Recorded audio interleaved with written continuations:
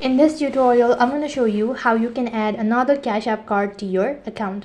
So in order to add or link a debit card to your Cash App account, it's very simple.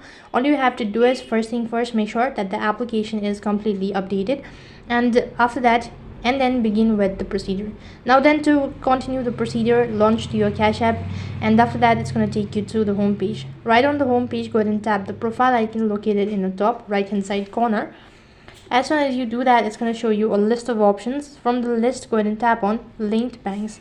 Next page, you'll be asked whether you want to link a bank account, credit card, or whatsoever. So select what you actually want to link. In my case, I've gone with the debit card. Now I'll have to provide in the information, that is the debit card number, the month and the year of the expiry date, and the 3-digit CVV code and a zip code. Once you've done entering the following, click a link card located right at the bottom, and you've successfully added another Cash App card to your account.